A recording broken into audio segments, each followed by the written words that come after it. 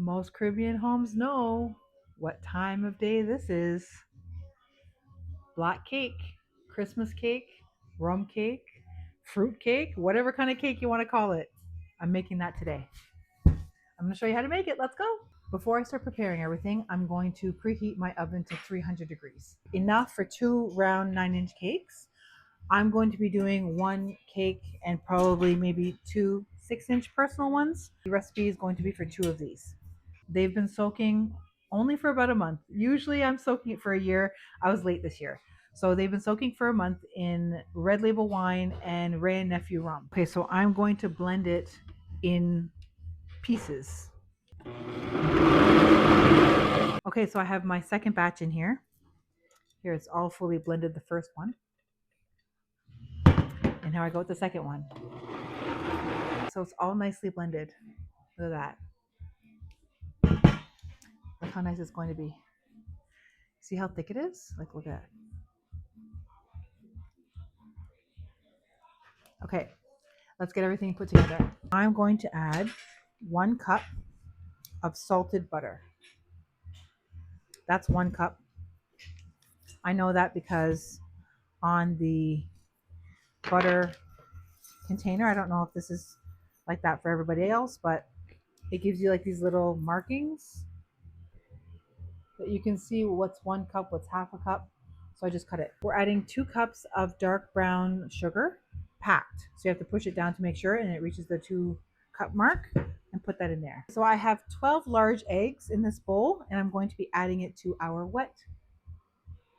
That looks kind of weird, but anyway, I'm going to do that. Add 4 tablespoons of vanilla bean paste, but it's supposed to go with vanilla extract. I don't have any anymore. I just used it all yesterday on my baking, so I'm going to use this instead. Probably give it a nicer vanilla flavor anyway. So I'm going to use 4 into this.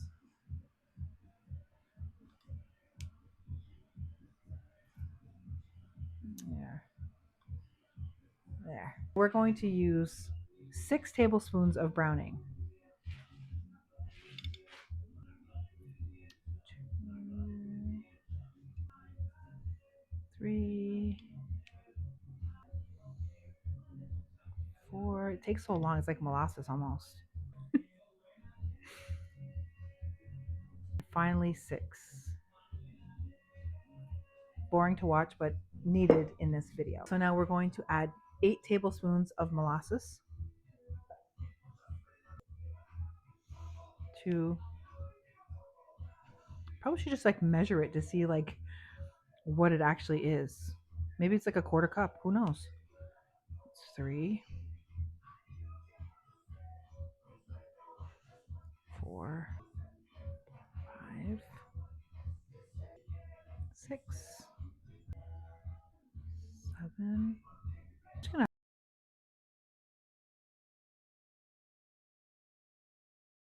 Okay, so now I'm going to add 2 tablespoons of cinnamon. There. You probably do. Okay, so I'm going to be mixing this up now. Oh God, I don't want to make a mess. Butter doesn't really mix as well. I'm going to mix this until it's smooth.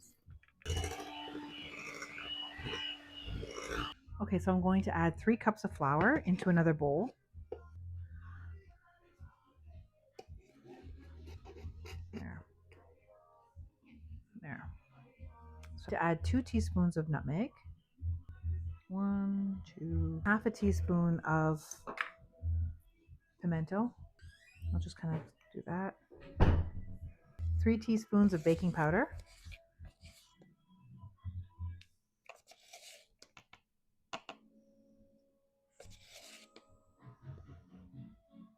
And 1 teaspoon of salt. I'm just going to mix this up. And then I'm going to add the pureed fruit to the wet mixture. 4 cups of the pureed fruits that's been soaking. So I'm just going to grab that. And then what I'm going to do with the rest is just leave it there for next year. Okay, so that's 2 cups.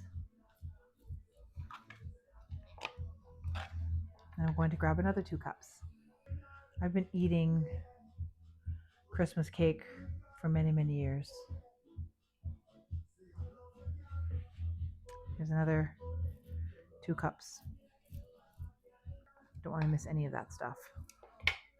Okay. I'm going to mix this up again.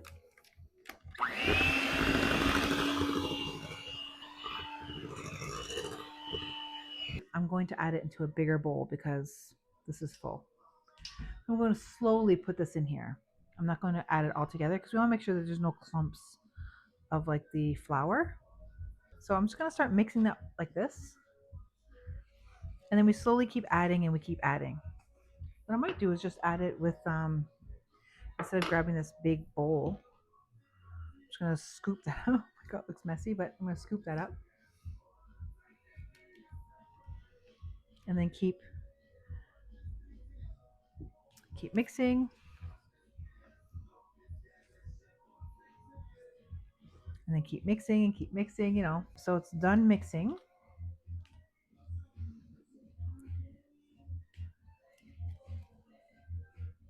And I put it in the middle here. It's not supposed to like fall right away. See how it kind of like slowly falls over? Yeah. That's the consistency that I want. Now I'm going to pour it into the cake pans.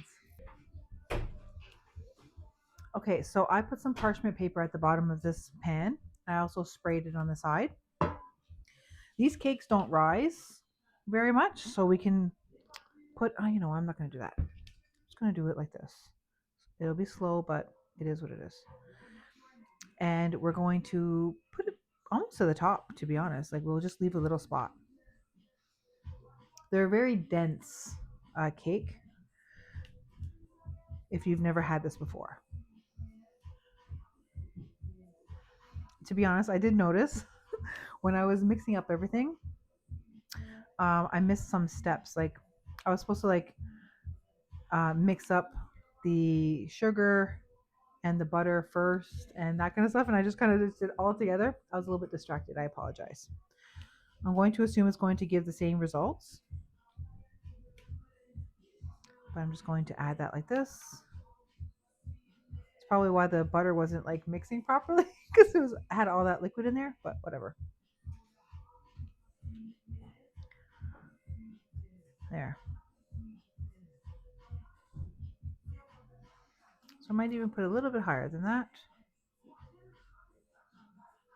And there. That's one of the cakes. And I'm going to put that in the oven. I'm just going to add another cake though. Okay, so I'm going to put a water bath, they call it, underneath here so it doesn't get too dry because we want to keep it moist. I have 2 personal size ones, 6-inch cakes. And then I have 1 full cake to put in here. And we're going to bake this on 300. Okay, so as you can see, they are done. They didn't take as long as I thought they would. I cooked them for about an hour and 40 minutes, to be honest. And look at that.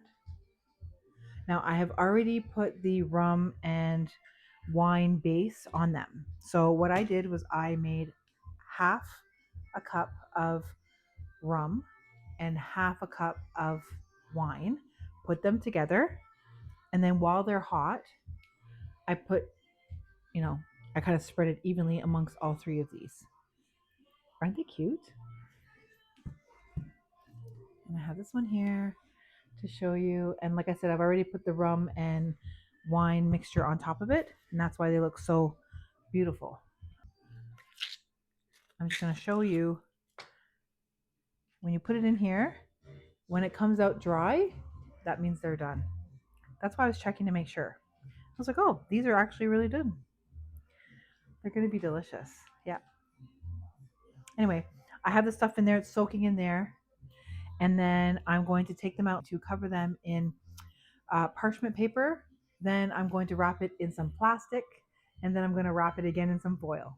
You know the first bite's always for you.